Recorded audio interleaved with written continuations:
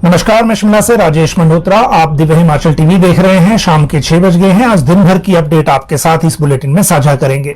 देखिए, मुख्यमंत्री सुखविंदर सिंह सुक्खू मध्य प्रदेश के इंदौर पार्टी की एक मीटिंग के लिए गए थे और इसमें आज राहुल गांधी, मल्लिकार्जुन खड़गे सभी मौजूद थे। प्रतिभा सिंह भी उनके साथ गई हैं और वहां से आने के बाद अगला शेड्यूल मुख्यमंत्री का क्या है, फिर शिमला में वापस आने के बाद जो सिलसिला बैठकों का होगा वो एक अपडेट आज बुलेटिन में रहेगी। लेकिन इसके साथ जो आज बड़ी बात करेंगे, जब भारत सरकार ने यूनिफाइड पेंशन स्कीम को नोटिफाई कर दिया है, इस स्कीम का हिमाचल में क्या असर होने वाला है और 50% पेंशन की गारंटी किस तरह से मिल रही है स्कीम में, वो आज का मुख्य टॉपिक रहेगा। यह सवाल इसमें हो सकता है कि हिमाचल में जहां ओल्ड पेंशन को लागू कर दिया गया है वहां यूपीएस का ज्यादा महत्व क्या है। पहली बात यह कि बहुत सारे लोग अभी भी एनपीएस में है, एक बात, और दूसरी बात यह कि फ्यूचर इसी स्कीम में है, चाहे अभी नहीं तो बाद में, आज नहीं तो कल। लेकिन कुछ जो भारत सरकार की जिस तरह से एक चिट्ठी आई है और हिमाचल सरकार को भी ये चिट्ठी मिली है अभी, जब कुछ दिन पहले जो एक सरकार की ओर से भी एक बयान बीच में आया था कि एक ऑप्शन दिया गया है भारत सरकार की ओर से, तो वो आज बात करेंगे। 8 पुलिस वालों को उम्र कैद हुई है, ये मामला कौन सा है और इस उम्र कैद के बाद इनकी आगे नौकरी पर क्या असर पड़ने वाला है, वो आपसे बात करेंगे। शिक्षा विभाग में बड़े बदलावों की तैयारी चल रही है। आज शिक्षा सचिव ने अपने स्तर पर एक बैठक की है, लेकिन परसों शिक्षा मंत्री ने एक बैठक बुलाई है और 2 इसके मुख्य एजेंडा रहने वाले हैं। उन एजेंडा पे आज बात करेंगे। पुलिस भर्ती का शेड्यूल जो ग्राउंड टेस्ट का है वो आगे जारी हो गया है। 5 जिलों के बाद 4 का और हो गया, तो 9 जिले टोटल हो गए हैं। किन 2 दिनों में ये जो ग्राउंड टेस्ट नहीं होंगे वो भी आपको बताएंगे। दिल्ली चुनाव प्रचार में सीएम कब से हैं? नड्डा आज नैना देवी पहुंचे हैं, मतलब हिमाचल दौरे पर हैं। पीडब्ल्यूडी में एक नए ईएनसी की नियुक्ति हुई है। एक चिट्टे का केस ऐसा मिला है जहां पुलिस को देखने के बाद युवक ने जो चिट्टा था उसके पास उसको निगल लिया, उसके बाद उसको अब एम्स में एडमिट किया गया है। एजुकेशन में स्टार्स प्रोजेक्ट बंद होने वाला है, इसकी इंप्लीकेशन की बात करेंगे।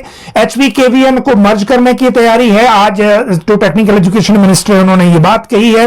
प्लास्टिक के झंडे भी अब बैन हो गए हैं हिमाचल में, और क्या क्या चीजें बैन हुई है आज एक नोटिफिकेशन हुई है, उसकी बात बुलेटिन में करेंगे।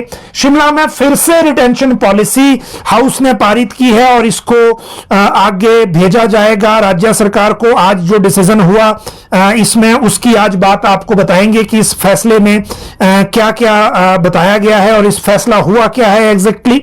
इसके बाद मनाली के लिए अब टोल लगेगा, 2 जगह लगेगा एक साथ। कब से इसको लागू किया जाएगा और सफर महंगा हो जाएगा तो उसकी भी आपको जानकारी देंगे। एक होटल में एक युवक की लाश मिली है, वो भी आपको जानकारी आज इस बुलेटिन में देंगे, क्योंकि इस तरह के जो मामले हैं वो लगातार हमारे सामने आ रहे हैं और आज भी ये मामला सामने आया है सोलन में। साथ में बात करेंगे मौसम का अलर्ट जो आने वाले दिनों में कैसा रहेगा। जहां तक बात दिन को है, अब मौसम में टेम्परेचर इंक्रीज हुआ है दिन के लिए और शाम को जो शीतलहर है वो अभी भी देखने को मिल रही है, लेकिन अगले 2 दिन तक ये शीतलहर का येलो अलर्ट मैदानी क्षेत्रों में रहेगा। 29 जनवरी से दोबारा से वेस्टर्न डिस्टर्बेंस एक्टिव होगा तो मौसम बदलने वाला है। 29 जनवरी से दोबारा से मौसम चेंज होने वाला है। दूसरी बात, जो होटल में डेड बॉडी मिली है एक युवक की, उसकी बात भी कर लें साथ साथ। और ये जो इंसिडेंट है ये सोलन के एक होटल में ठहरे युवक की संदिग्ध मौत इसमें मानी गई है। अभी तक अरुण ठाकुर नाम है, 26 साल का, पच्छाद सिरमौर का रहने वाला था, 3 जनवरी से लापता था। राजगढ़ थाने ने गुमशुदगी की रिपोर्ट दर्ज करवाई थी। बाद में पता चलने पर होटल का दरवाजा तोड़कर बॉडी निकाली गई है। अकड़ी हुई अवस्था में था, मतलब पहले भी हो सकता है पहले जो है ये डेथ हुई हो। शरीर पर चोट के निशान नहीं पाए गए हैं और पोस्टमार्टम के बाद बाकी सारी चीजों को होगा, लेकिन परिजनों ने कोई संदेह व्यक्त नहीं किया है इस मामले में। तो अभी तक जब तक पोस्टमार्टम रिपोर्ट नहीं आती तब तक इस मामले में कुछ भी कहना संभव नहीं है। लेकिन पिछले बुलेटिन में आप ये कहिए कि 25 जनवरी के बुलेटिन में मैंने आपको शिमला का एक इंसिडेंट बताया था, जिसमें झंझीड़ी के पास एक इंसिडेंट हुआ था जिसमें जो 2 व्यक्तियों के घर में घुसने और उसके बाद महिला पर चाकू से हमला करने की बात आई थी।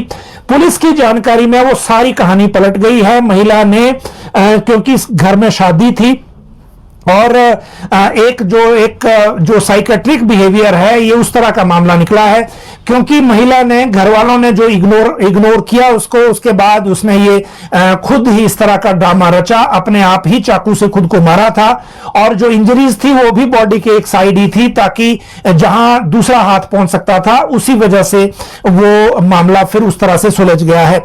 अगली बात अगर करें तो अगला जो मामला है वो है शिमला में रिटेंशन पॉलिसी का।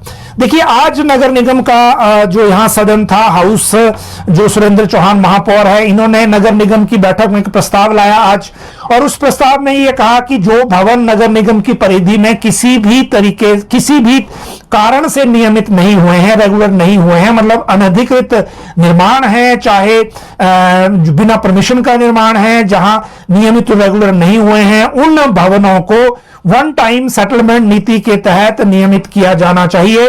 और इसमें नगर निगम की परिधि में समय के अनुसार नए क्षेत्र भी सम्मिलित किए जाते हैं, उनके भी जो ज्यादातर भवन स्वीकृत नहीं हुए हैं जब वहां एमसी कानून लागू नहीं होता था। अब ये जो सदन ने प्रस्ताव आज पारित कर दिया है वन टाइम सेटलमेंट पॉलिसी लाने के लिए, अब इस प्रस्ताव को प्रदेश सरकार को भेजा जाएगा। शिमला डेवलपमेंट प्लान की व्यवस्था के अनुसार फिर सरकार इसमें फैसला लेगी। हो पाएगा नहीं हो पाएगा ये बाद में पता चलेगा। प्रेजेंटली शिमला शहर में 10,000 से ज्यादा मकान अभी भी ऐसे हैं जो अनधिकृत हैं, जिनकी परमिशन नहीं हुई है, रेगुलर सेटलमेंट नहीं हुई है, और उनके लिए ये डिसीजन बड़ा है। लेकिन सरकार क्या डिसीजन लेती है, खासकर जब से शिमला डेवलपमेंट प्लान नए सिरे से लागू हो गया है, तो उसके लिए इंतजार करना होगा। पार्किंग को लेकर भी एक डिसीजन शिमला में हुआ है। राज्य सरकार ने इसकी अनुमति हालांकि पहले दे दी थी। शिमला में जो बेसमेंट को पार्किंग के लिए खोलने की अनुमति अब दी जा रही है, ये डिसीजन आज हो गया हाउस में। और जिनको बेसमेंट की अनुमति पहले बिल्डिंग प्लान के साथ मिली थी, उस बेसमेंट का इस्तेमाल अब पार्किंग के तौर पर हो सकेगा। यह अनुमति राज्य सरकार देने जा रही है। अगली बात जो इसके बाद है वो है प्लास्टिक के झंडे भी हिमाचल में अब बैन हो जाएंगे, और भी बहुत सारी चीजें हैं जो बैन हो रही हैं।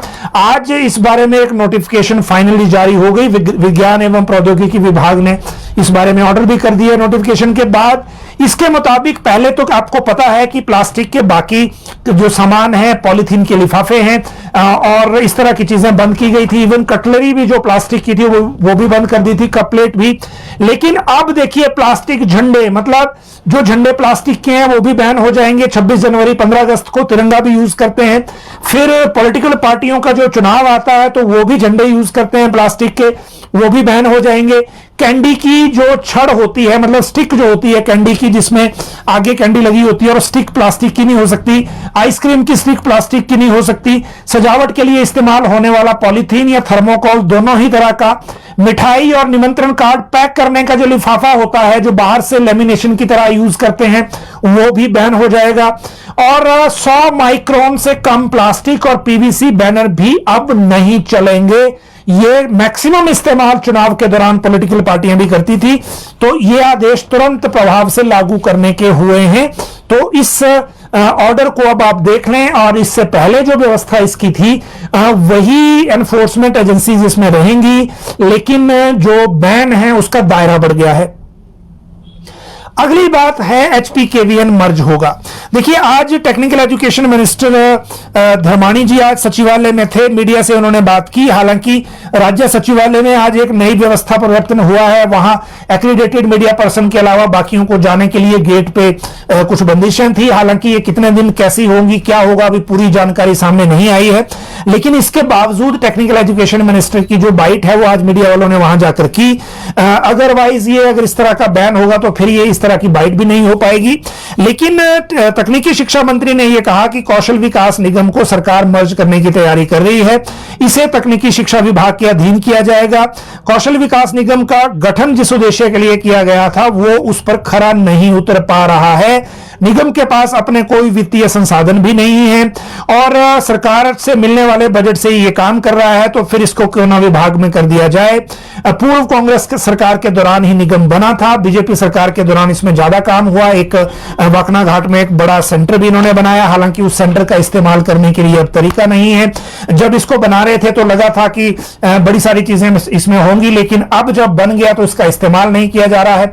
तो इस तरह की कई दिक्कतें सामने आ रही हैं। वैसे तकनीकी शिक्षा मंत्री के बयान के अनुसार इसको जल्दी ही मर्ज कर दिया जाएगा। तो HPKVN में जो स्टाफ अब बाकी है उसका क्या होगा, वो उस हिसाब से आगे अपनी व्यवस्था देखें।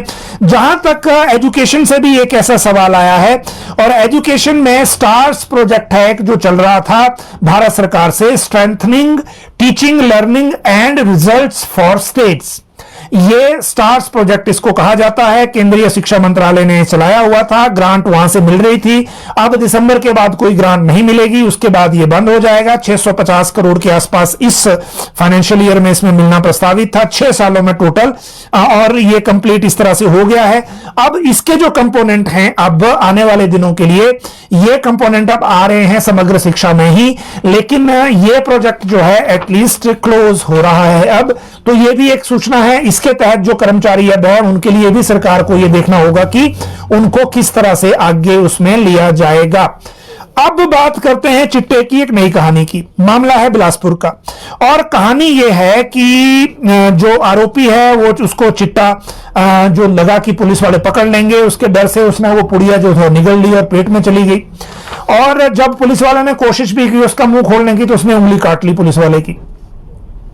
चिट्टा जब पेट में गया तो नेचुरली उसके बाद तो तबीयत बिगड़नी थी। उसके बाद उसको हमीरपुर मेडिकल कॉलेज से एम्स रेफर कर दिया है, और एम्स में अभी उसको देखा जा रहा है। बेसिकली ये मामला बिलासपुर का नहीं बल्कि पुलिस जिला हमीरपुर का है ये, और थाना बरसर के तहत का है, जहां पुलिस की टीम एक गश्त कर रही थी। और गश्त के दौरान एक जिला कांगड़ा का एक राहुल कुमार है कोई, उसके कब्जे से एक इलेक्ट्रॉनिक तराजू मिला पहले, और 10,000 रुपए की नगद राशि मिली। तराजू देखिए साथ में रखा हुआ था इलेक्ट्रॉनिक, तो इलेक्ट्रॉनिक तराजू का मतलब वो आया ही बेचने था 10 ग्राम के हिसाब से जो होता है। तो फिर उसने एकदम थैले से एक पारदर्शी लिफाफा निकाला और एकदम से निगल लिया, और इसने प्रयास किया निकालने का, लेकिन उंगली को इसने काट लिया। 15 ग्राम चिट्टा बाद में उसने निगल लिया उसमें, और उसके बाद उसकी तबीयत खराब हो गई। तो ये एक इस तरह के मामले हैं। शिमला में देखिए जो एक नेटवर्क आज जो एसपी शिमला ने मीडिया के साथ ब्रीफिंग भी किया है, वहां एक यूनिक कहानी ये आई कि ऑनलाइन बुकिंग होती थी चिट्टे को लेकर और ऑनलाइन ही डिलीवरी होती थी। तो ये पूरा नेटवर्क अब तक 11 गिरफ्तार हुए हैं, लेकिन ये नेटवर्क ऐसा है कि जिसको तोड़ने के लिए राज्य सरकार की स्ट्रांग विल बहुत जरूरी है, खासकर पुलिस की भी। और अगर अलग से कोई ऐसा विंग इसके लिए बनाया जाए तो उसमें ज्यादा प्रभावी तरीके से कार्रवाई की जा सकेगी। जहां तक बात पीडब्ल्यूडी में नए ईएनसी को लेकर बात है, तो ये आज एक ऑर्डर हुआ है चीफ सेक्रेटरी की तरफ से। इसमें जो शिमला जोन के चीफ इंजीनियर हैं, इंजीनियर सुरेंद्र पॉल, इनको ईएनसी पीडब्ल्यूडी में बनाया गया है, प्रमोट किया गया है डीपीसी के बाद, और फाइनल पोस्टिंग इनकी हुई है इंजीनियर इन चीफ प्रोजेक्ट में, और विद इमीडिएट इफेक्ट। तो अब पीडब्ल्यूडी में एक नए ईएनसी होंगे, और इनकी अपॉइंटमेंट ईएनसी प्रोजेक्ट में कर दी गई है राज्य सरकार के द्वारा। आज का ये ऑर्डर है। अगली बात जो है वो जेपी नड्डा का दौरे की है। जेपी नड्डा आए हैं आज, नैना देवी आए थे, उनके जो पौत्र हैं उनका मुंडन संस्कार था, और उसके बाद वो परिवार के सहित नैना देवी पहुंचे। हालांकि उन्होंने श्रद्धालुओं का तांता भी, आज भीड़ भी बहुत थी, तो प्रशासन को भी कहा, मंदिर प्रबंधन को भी कहा कि उनकी वजह से किसी को ना रोका जाए, सबको रूटीन में जो चीजें हैं वो चलने दी जाए, क्योंकि वो पारिवारिक कार्यक्रम के लिए आए हुए हैं। और इसके बाद जो विधायक है नैना देवी के, रणधीर शर्मा, वो भी उपस्थित रहे। उनका नैना देवी पहुंचने पे इन्होंने स्वागत भी किया। भाजपा कार्यकर्ता भी इस टाइम उपस्थित थे। हालांकि इस दौरान कोई पॉलिटिकल बयान जेपी नड्डा की तरफ से नहीं दिया गया है। जहां तक अगले बजट को लेकर जो एक बहस चल रही है अब कि राज्यों को कुछ मिलता है नहीं मिलता है, उस पर जरूर सांसद सुरेश कश्यप ने बयान दिया है, लेकिन जेपी नड्डा ने आज पॉलिटिकल बात कोई नहीं कही है। अगली बात जो है वो है मुख्यमंत्री के दौरे की और उनके दिल्ली में प्रचार करने की। देखिए सीएम चले गए थे कल। 26 जनवरी का कार्यक्रम गणतंत्र दिवस राज्य स्तरीय रिज मैदान पे था। राज्यपाल शिव प्रताप शुक्ल इसमें थे, मुख्यमंत्री भी थे, नेता प्रतिपक्ष जयराम ठाकुर भी थे। फिर 4 बजे एट होम हुआ गवर्नर हाउस में, उसमें मुख्यमंत्री नहीं थे क्योंकि उनको दिल्ली निकलना था, तो वो पहले चले गए थे। हालांकि नेता प्रतिपक्ष और कांग्रेस की तरफ से केवल सिंह पठानिया, इस तरह के कुछ एमएलए, कांग्रेस के मुख्य सचिव सचिव प्रबोध सक्सेना इत्यादि वहां दिखे। और उसके बाद सीएम आज मध्य प्रदेश के मऊ में है, जहां राहुल गांधी और कांग्रेस अध्यक्ष मल्लिकार्जुन खड़गे गए हुए हैं। उसी कार्यक्रम के बाद ये दिल्ली वापस आएंगे। प्रतिभा सिंह भी उस कार्यक्रम के लिए गई थी।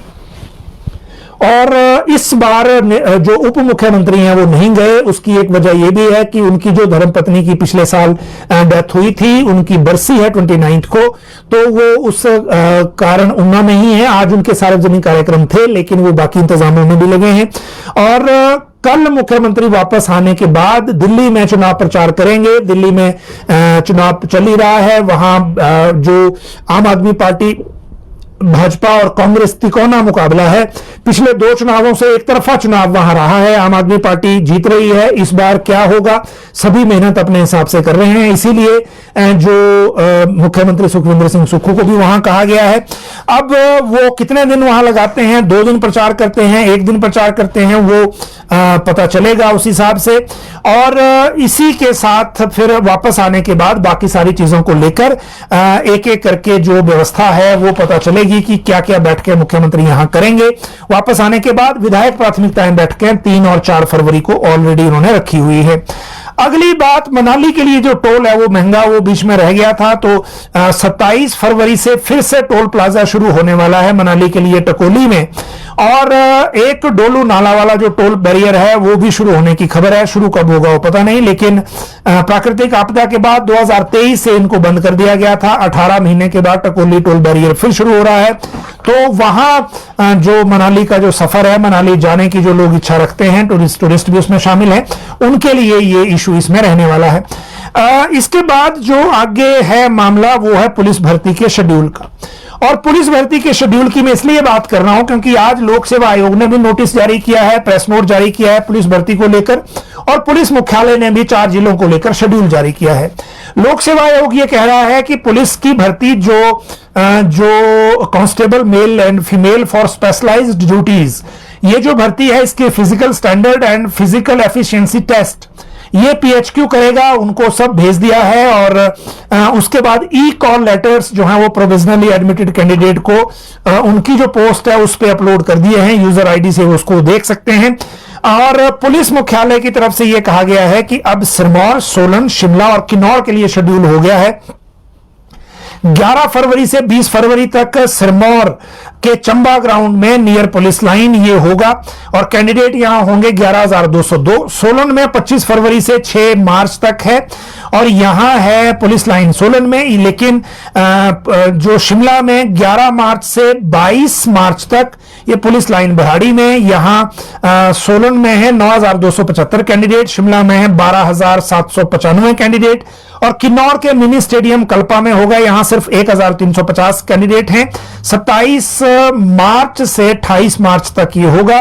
और नई बात यह है कि महाशिवरात्रि पर 26 फरवरी को और हॉलीडे जो होली फेस्टिवल पर 14 मार्च को छुट्टी रहेगी, उस दिन कोई फिजिकल टेस्ट नहीं होगा। तो ये पुलिस का जो टेस्ट है उसको लेकर जो शेड्यूल है वो मैंने आपको बताया। अब बात करते हैं शिक्षा में बड़े बदलावों की तैयारी हो रही है। देखिए, एक तो कैबिनेट में प्रेजेंटेशन हुई थी 2 निदेशालय बनाने को लेकर, एक डायरेक्टरेट ऑफ स्कूल, एक डायरेक्टरेट ऑफ कॉलेज। उसको लेकर आज शिक्षा सचिव राकेश कंवर ने अपने अधिकारियों के साथ मीटिंग की है और इस मीटिंग में एक प्रेजेंटेशन जो दी गई थी कैबिनेट में, और कैबिनेट ने जो कुछ पॉइंट्स उनको बताए थे, उन पॉइंट्स के हिसाब से क्या क्या चीजें कब कब करनी है, मैंने आपको पिछले बुलेटिन में भी बताया था कि अगले सेशन से पहले इसको करना है। लेकिन इससे बड़ी चीज जो होने जा रही है वो है रैशनलाइजेशन।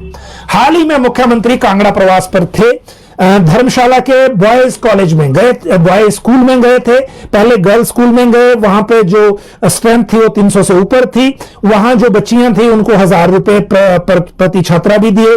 फिर बॉयज स्कूल में आए, बॉयज स्कूल में जो स्ट्रेंथ थी वो 200 थी, लेकिन टीचर थे वहां 53 जो स्टाफ टोटल, और वो देखकर मुख्यमंत्री हैरान थे कि इतने 200 बच्चों पर 53 का स्टाफ क्या कर रहा है। उसके बाद निर्देश हुए हैं कि शहरों में जो इस तरह के स्कूल हैं जहां ओवर स्टाफिंग है उनको वहां से रैशनलाइजेशन की प्रक्रिया में देखा जाए। तो ये स्कूलों की रैशनलाइजेशन एक तरफ है। दूसरी तरफ एक और एजेंडा है कि जो विदाउट टीचर स्कूल हैं 190 180 के आसपास, उनको जो टीचर देने हैं, मैंने आपको परसों भी बताया था, जहां 20 से कम प्राइमरी स्कूलों में टीचर हैं और 3 का स्टाफ है CST को मिलाकर, वहां लॉन्गर स्टे वाला जो टीचर है वो विदाउट टीचर स्कूल में जाएगा।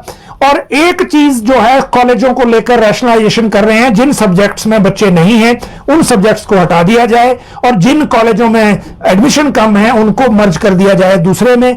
तो ये 3 महत्वपूर्ण एजेंडा पर शिक्षा मंत्री रोहित ठाकुर ने परसों बैठक बुलाई है। इस बैठक में जो जो चीजें होंगी वो कुछ बातें तो डायरेक्टरेट वाली तो हो सकता है अगली कैबिनेट में ले जानी पड़े, लेकिन जो रैशनलाइजेशन वाला जो मामला है ये बड़े स्तर पर चल रहा है।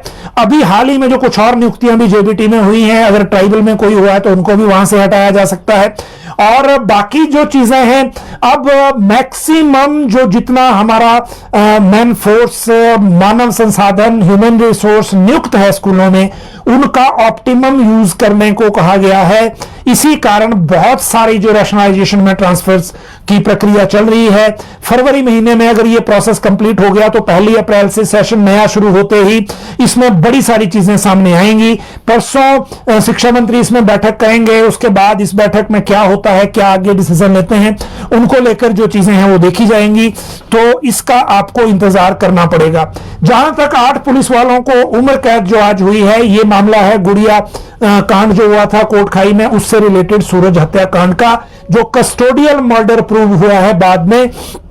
और इसमें जो दोषी ठहराए गए थे, पहले इनको दोषी ठहराया गया था, IG IPS हैं जहूर जैदी, DSP मनोज जोशी और बाकी इसके साथ 6 लोग और हैं जो इनसे नीचे के रैंक के हैं। इनका जो नाम है, जो मनोज जोशी के बाद sub inspector Rajendra Singh, ASI Deepchand Sharma, मुख्य आरक्षी है मानक मुख्य आरक्षी मोहनलाल, सूरज सिंह, मुख्य आरक्षी रफी मोहम्मद और कांस्टेबल रनीत स्टेटा, इनको गिरफ्तार कर दिया गया था। ये अभी भी बुड़ैल जेल में बंद है। आज इनको सजा सुनाई गई है, उम्र कैद की सजा सुनाई गई है और 1 लाख रुपए और इस तरह का कोई जुर्माना साथ में आगे है। तो ये एक बड़ी कार्रवाई है हिमाचल पुलिस में। इससे पहले ना तो इस तरह का कोई मामला हुआ था, ना इस तरह की कोई सजा हुई थी। अब इनकी नौकरी पर बन आई है। हालांकि अभी भी इनके पास एक ऑप्शन है इस सजा के खिलाफ आगे जाने का, इसको चैलेंज करने का। अगर इनको स्टे नहीं मिला तो फिर जो डिसमिसल का प्रोसेस है वो शुरू होगा। और राज्य सरकार अभी पॉसिबिलिटी ये है कि इस हेस्ट में कोई डिसीजन आगे ना ले, हो सकता है थोड़ा टाइम ले इसको। ऑपरेशन ऑफ द जजमेंट कब से लागू करना है ये राज्य सरकार को तय करना है अभी, और इनके पास अभी जजमेंट को तय करने, चैलेंज करने का आगे राइट है। उसके बाद क्या होगा तो वो आगे जो है चीजें आगे बढ़ेंगी। लेकिन गुड़िया मामले में गुड़िया की माता की ओर से हिमाचल हाई कोर्ट में फिर से एक जांच की गुहार लगाई गई है, एक अर्जी दायर की गई है। एक बड़ी खबर इस मामले में आज ये एक साथ में आई है, जिसमें इस मामले को जल्द सुनने की गुहार लगाई गई है। गुड़िया की मां की ओर से मार्च 2022 में हिमाचल प्रदेश हाई कोर्ट में याचिका दायर की गई थी, जिसे अदालत ने एडमिट कर लिया था। जांच एजेंसियों पर सवाल उठाए थे और पूरे मामले में दोबारा जांच करने की गुहार लगाई थी। घटना के 1 हफ्ते बाद SIT गठित की गई थी। 10-15 दिनों के बाद CBI ने जांच के नमूने इकट्ठा किए। जब तक पीड़िता की बॉडी को भी जला दिया गया था, कोटखाई बाग में सारी चीजें हुई थी। और लेकिन ये सारी चीजें हैं, बहुत सारे लोगों के मन में ये संदेह भी है कि जो ये पूरा मामला है गुड़िया कांड वाला, ये क्या सही में नीलू चरानी को जो पकड़ा गया उसके बाद उसको मुख्य आरोपी, उसको उम्र कैद की सजा उसको भी हुई है, तो क्या वही था या कोई और भी थे या किसी को बचाया गया? कई शंकाएं इस केस में हैं। लेकिन बाकी सारी चीजें करना अलग बात है। लेकिन जो एक चीज, क्योंकि जिन्होंने गुड़िया कांड की मुख्य केस की जजमेंट नहीं पढ़ी है, मैं सिर्फ उनको ये कहूंगा, क्योंकि शिमला के भी बहुत सारे मैंने लोग देखे जो सोशल मीडिया पे अलग अलग कमेंट इसमें करते रहते हैं कि बेचारा जो चरानी है वो बड़े लोगों को बचाने के चक्कर में अंदर हो गया, या उसको बचाने के लिए पुलिस वाले जो हैं वो उम्र कैद की सजा हो गई, वो दोषी हो गए। इस तरह की कई बातें इससे पहले इस मामले में चलती रही हैं। लेकिन जिन्होंने जजमेंट नहीं पढ़ी है, 97 पेज की जजमेंट है, उसको आप जरूर पढ़िए जिनको भी संदेह है। और इस जजमेंट में जो पहली बार जो डीएनए की लीनिएज मैचिंग हुई है, उसके अलावा और कोई माध्यम नहीं था। नीलू चरानी उस स्पॉट पर था। जो सैंपल लिए गए हैं उस लड़की की बॉडी से, वो नीलू चरानी के जो ब्लड सैंपल है उससे मैच किए हैं। सलाइवा का सैंपल भी मैच किया है। जो दांत काटने वाला जो सैंपल है वो भी मैच हुआ है। जो वहां पर बॉडी के साथ जो एक देसी दारू की बोतल पड़ी हुई थी, उस बोतल पर जो सलाइवा था वो भी मैच हुआ है। तो ऐसा नहीं है, कुछ भी कमेंट करने से पहले बेसिकली गुड़िया का जो केस है, एक ये मिसहैंडल्ड केस है पुलिस के, जो पुलिस के स्तर पर मिसहैंडल हुआ। और मिसहैंडल इसलिए हुआ क्योंकि एसआईटी का चीफ बना दिया गया आईपीएस जो उस वक्त थे जहूर जैदी। और इसमें कोई शक नहीं है, जब भी जो पुलिस में जो लोग हैं वो खुद बोलते हैं इन्वेस्टिगेशन अगर करनी है तो इन्वेस्टिगेशन में जो महारत है वो मैक्सिमम ऐसे लोगों को होती है जो थानों में काम किया जिन्होंने होता है, जो एसएचओ से प्रमोट होकर आगे गए होते हैं। लेकिन जो ऊपर से अगर किसी बड़े अफसर को एसआईटी का चीफ बना दें, बड़े अधिकारी या खासकर जो डायरेक्ट भर्ती वाले होते हैं, इनमें से बड़ा रेयर होता है जो इन्वेस्टिगेशन का एक थॉट प्रोसेस रखते हैं या इन्वेस्टिगेशन के मास्टर होते हैं कि किस तरह से आगे करना है। तो इसमें गलतियां होती हैं। गुड़िया केस एक मिसहैंडल्ड केस है जिसमें एक जो अधिकारी हैं पुलिस के, जिन्होंने बिना साक्ष्यों को मिलाए गिरफ्तारी करवाई। पहले तो 5 लोग उठा लिए, फिर प्रेस कॉन्फ्रेंस कर दी बिना साक्ष्यों के, फिर 4 दिन की छुट्टी चले गए, जबकि वो मैच हो ही नहीं रहा था जो आईजी जो थे उस वक्त के जहूर जैदी, उनके रहते हुए हुआ। लेकिन इस तरह की चीज दोबारा ना हो, यह जरूर सबक है। हिमाचल पुलिस से लेकर हिमाचल सरकार के गृह विभाग को भी इस केस को एक नजीर के तौर पर रखना चाहिए। हिमाचल के जो पुलिस के अफसर हैं या एडमिनिस्ट्रेटिव पार्ट पे जो अधिकारी हैं, उनके लिए जो पाठ्यक्रम है उसका ट्रेनिंग का हिस्सा बनाना चाहिए कि जब एक केस को मिसहैंडल किया जाता है तो उसके रिजल्ट क्या होते हैं।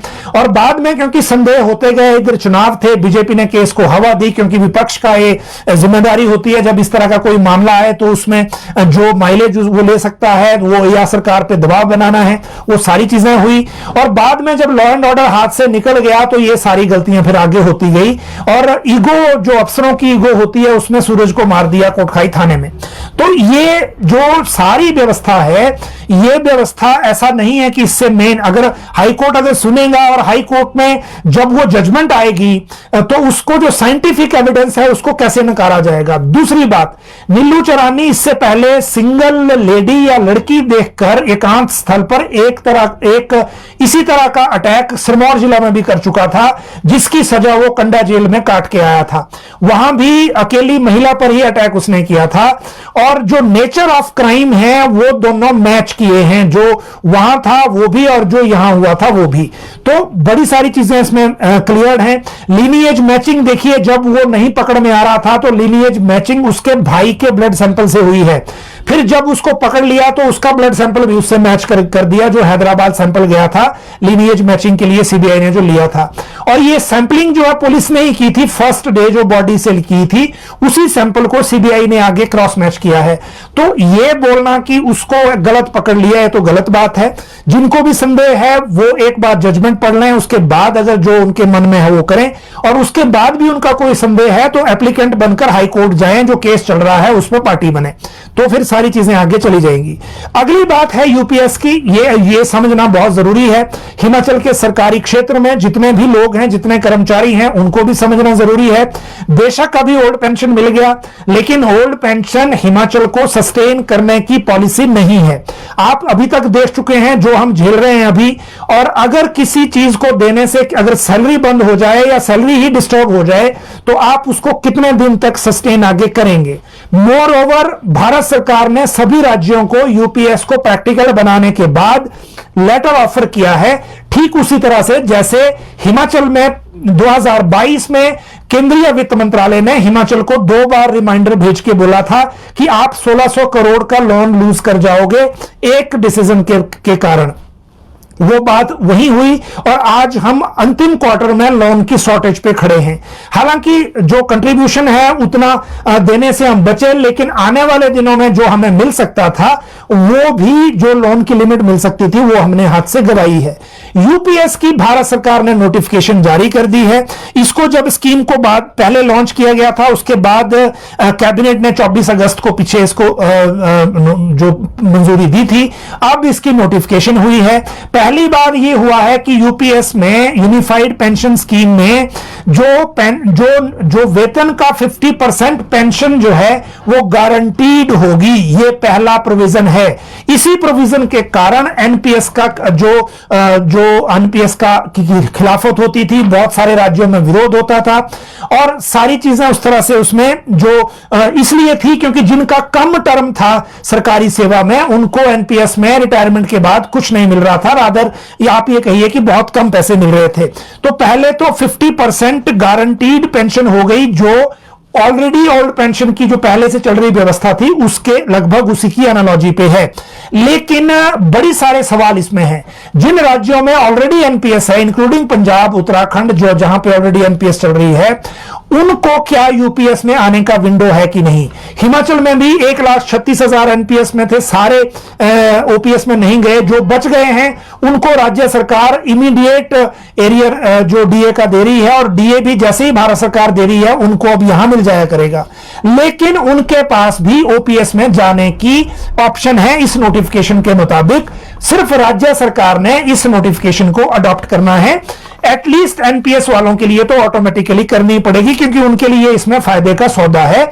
जबकि कंट्रीब्यूशन में चेंज हो रहा है। जो पहले एनपीएस में राज्य सरकार का कंट्रीब्यूशन था, उस फॉर्मेट में बदलाव हो रहा है। पहले जो अब जो नया होगा उसमें क्या है कि जो दो तरह की कंट्रीब्यूशन होगी। जो कर्मचारी यूपीएस को चुनेंगे उनकी सेवानिवृत्ति के लिए जमा राशि दो हिस्सों में होगी। कर्मचारी और केंद्र सरकार मूल वेतन प्लस महंगाई भत्ते का 10% व्यक्तिगत कोष में जमा करेंगे। मतलब 10% कर्मचारी का कटेगा और 10% ही सरकार का कटेगा। फिर क्या है कि संयुक्त कोष में, अलग से जो संयुक्त कोष होगा उसमें 8.5% की अतिरिक्त राशि केंद्र जमा करेगा। ये मतलब अपने के लिए वो बोल रही है केंद्र सरकार नोटिफिकेशन में, तो यहां स्टेट जमा करेगा। तो इस कारण स्टेट की जो कंट्रीब्यूशन है वो 18.5% होगी, एम्प्लॉय की कंट्रीब्यूशन 10% होगी, टोटल कंट्रीब्यूशन 28.5% की होगी। तो ये टोटल जो कंट्रीब्यूशन है वो अभी जो हम एनपीएस में कर रहे हैं उससे बढ़ जाएगी, 28.5% हो जाएगी। उसके बाद जो एनपीएस के अंतर्गत जो प्रेजेंट कर्मचारी हैं वो भी इसको चुन सकेंगे। जो विकल्प नहीं देंगे वो डिफॉल्ट पैटर्न उनके लिए एनपीएस रहेगा। अदरवाइज अगर वो इलेक्ट कर लेंगे तो उनको यूपीएस लागू हो जाएगा। लेकिन शर्त यह है कि राज्य सरकार पहले इसको अडॉप्ट करे। यह पहली बात हो गई। उसके बाद एनपीएस के अंतर्गत आने वाले रिटायर हो चुके कर्मचारी भी यूपीएस का विकल्प ले सकेंगे। यह भारत सरकार ने अपने लिए किया है, तो आप ये समझिए कि ये यहां के लिए भी, राज्य के लिए भी पॉसिबल है। अब जैसे ही वहां हुआ, हालांकि उन्हें कितना भुगतान होगा, जो पेंशनर अब आगे हैं उनको आगे भुगतान कितना होगा और कैसे होगा, ये जो है भारत सरकार ने पीएफआरडीए के ऊपर छोड़ दिया है, क्योंकि वही पेंशन को बाद में रेगुलेट कर रहे हैं। जैसे ही केंद्र सरकार ने इसकी नोटिफिकेशन की, महाराष्ट्र ने अगले दिन इसको इमीडिएटली लागू कर दिया। इससे पहले कांग्रेस के शासन में छत्तीसगढ़ में इसको लागू किया गया था और राजस्थान में किया गया था, लेकिन दोनों स्टेट्स में बीजेपी के आने के बाद जो नए कर्मचारी हैं उनके लिए ये डिसकंटिन्यू हो गई है। छत्तीसगढ़ ने कॉर्पस भी बनाया था। देखिए, हमारे यहां ना कॉर्पस है ना कुछ ऐसा है कि जिसको हम आगे देख सकें। तो ये जो यूपीएस है, अब चलो ये तो हो गया फॉर्मूला। और अब फॉर्मूले के बाद एक बात जरूर समझने वाली है, भारत सरकार की गजट नोटिफिकेशन हो चुकी है। जिन कर्मचारियों को और विस्तार से चाहिए वो उस गजट नोटिफिकेशन को डाउनलोड करके पढ़ सकते हैं, फाइनेंस मिनिस्ट्री की वेबसाइट पे है। और अगर उसमें कोई और क्लैरिफिकेशन चाहिए तो आप इसी कमेंट बॉक्स में कमेंट भी कर सकते हैं, ताकि हम थोड़ा सा और फाइनेंस वालों के साथ डिस्कस करके आपको थोड़ा और विस्तार से बता सकें। एक फॉर्मूला भी दिया गया है कि पेंशन कैसे तय होगी। और दूसरी बात इसमें यह है कि अब देखिए, अब भारत सरकार ने ये जब 24 अगस्त को कैबिनेट की मंजूरी इसको मिल गई थी, तो नवंबर के महीने में हिमाचल के फाइनेंस डिपार्टमेंट को केंद्रीय वित्त मंत्रालय ने एक चिट्ठी भेजी और उसमें कहा कि अगर आप यूपीएस को अडॉप्ट करना चाहते हैं तो ये फॉर्मेट है और इसमें ये फायदे हैं, तो राज्य सरकार अपना मत इसमें व्यक्त करें। और ये पॉसिबिलिटी है, ये लाइकली है कि आने वाले दिनों में, क्योंकि अब जो रिटायरमेंट के वक्त पैसे जिसको मिलते हैं उस अमाउंट में जो ज्यादा गैप नहीं बचा है जैसा पहले होता था। और पहले जिनको बहुत कम पैसे मिले हैं रिटायरमेंट पर एनपीएस के होते हुए, उनका तो अब भी वही हाल है। उनका तो ओपीएस लागू होने के बाद भी उनको उस तरह के पैसे, उतना रिकवरी पिछली नहीं मिली या उनको पहले पुराने डेट से पेंशन नहीं मिली। तो ये एक ऑप्शन आगे होगा उनके लिए, जो आगे जो भी सरकार, जो भी व्यवस्था आगे बनती है। और फाइनेंस के हिसाब से, वित्तीय स्थिति के हिसाब से भी राज्य सरकार को जो सुटेबल रहेगा वो आने वाले दिनों में इसमें सोचना होगा। और मोरोवर अगर नहीं भी सोचेंगे तो भी जो प्रेजेंटली एनपीएस में कर्मचारी हैं, जिसमें वर्तमान के आईएएस अधिकारी, ऑल इंडिया सर्विसेज के सारे अधिकारी शामिल हैं, तो उनको भी अगर यूपीएस में जाना है तो आप उनको रोक नहीं पाएंगे यूपीएस में जाने के लिए, तो अपने कर्मचारियों को भी लिए भी लागू करनी होगी। इसीलिए आने वाले दिनों में यूपीएस हिमाचल में एक की पॉइंट रहेगा। अगले जो बजट आ रहा है राज्य सरकार का, इस बजट के बाद यूपीएस को लेकर कोई ना कोई एक्टिविटी आप देखेंगे। किस तरह की होगी, आप जो हमारे व्यूअर रेगुलर हैं, खासकर एम्प्लॉइज में, वो इन शब्दों को उस वक्त याद करेंगे।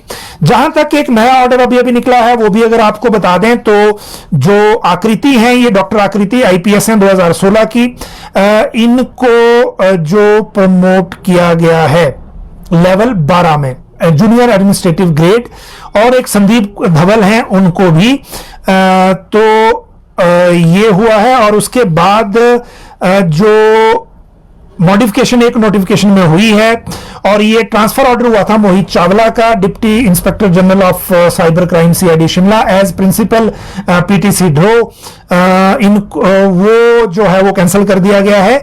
और अब सौम्या सांब शिवम जो हैं 2010 की आईपीएस डिप्टी इंस्पेक्टर, ये भी सेम है, सेंट्रल रेंज में है, मंडी शैल कंटिन्यू, इनको जो प्रिंसिपल ट्रेनिंग कॉलेज ड्रो का एडिशनल चार्ज इन्हीं के पास अभी रहेगा। तो ये आज की कुछ महत्वपूर्ण अपडेट हैं, महत्वपूर्ण खबरें थी। आप सब लोग जुड़े, बहुत अच्छी आज अटेंडेंस आप लोगों की रही। अगर कोई आपका कमेंट है तो जरूर इसी कमेंट बॉक्स में करें, ताकि हम उसका कोई रिप्लाई आपके लिए ला सकें। आप सब लोग लाइव जुड़े, बहुत बहुत शुक्रिया।